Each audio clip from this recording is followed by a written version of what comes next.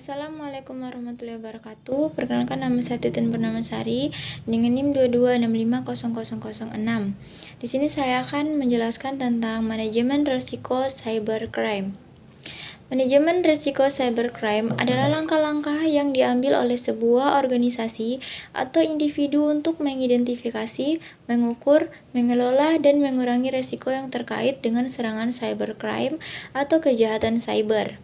Risiko dan dampak cybercrime. Risiko mengacu pada potensi atau kemungkinan terjadinya serangan dan pelanggaran keamanan tersebut. Dampak mengacu pada konsekuensi negatif atau kerugian yang dapat terjadi setelah terjadinya serangan atau kejadian pelanggaran keamanan cyber. Risiko keamanan cyber adalah potensi atau kemungkinan terjadinya serangan dan pelanggaran keamanan.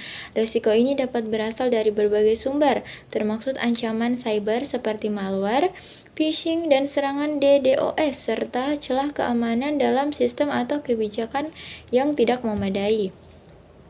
Dampak keamanan cyber. Dampak keamanan cyber adalah konsekuensi negatif yang dapat timbul akibat serangan atau pelanggaran keamanan. Dampak ini dapat beragam, termaksud kehilangan data, gangguan operasional, kerugian keuangan, hilangnya reputasi, penyalahgunaan identitas, serta sanksi hukum. Risiko dan dampak cybercrime pada individu. Risiko dan dampak cybercrime pada individu adalah dua aspek yang saling terkait dalam konteks serangan cyber.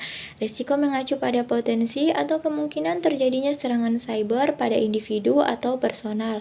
Sedangkan dampak adalah konsekuensi yang terjadi pada individu tersebut setelah serangan terjadi.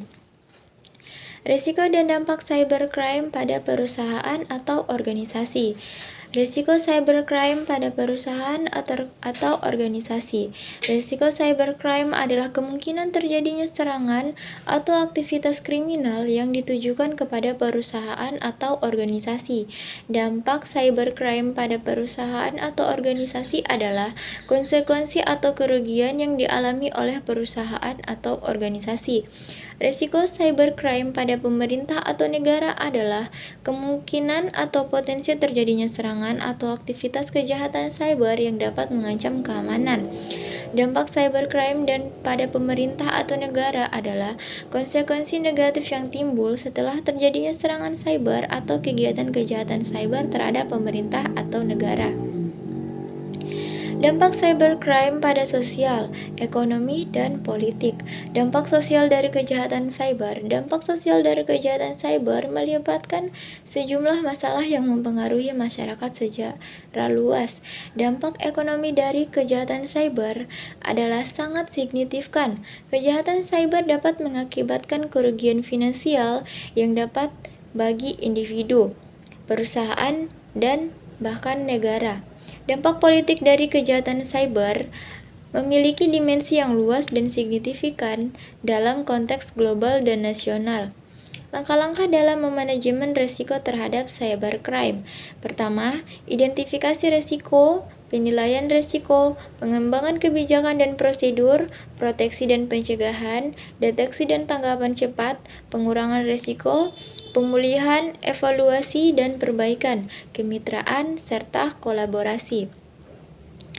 Ini adalah contoh jenis kejahatan kasus pemerasan online. Risikonya, korban menghadapi risiko kehilangan privasi dan reputasi yang dapat berdampak pada kehidupan pribadi dan profesional mereka. Ancaman penyebaran foto bugil dapat menyebabkan trauma psikologis dan stres yang berkepanjangan.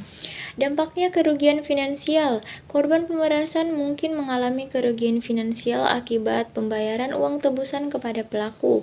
Pihak yang dirugikan dalam kasus ini adalah korban pemerasan yang dapat mengalami dampak emosional dan finansial.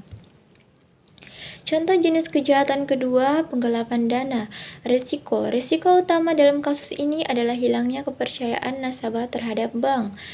Dampaknya kerugian finansial. Kerugian finansial langsung dialami oleh nasabah yang uangnya digelapkan.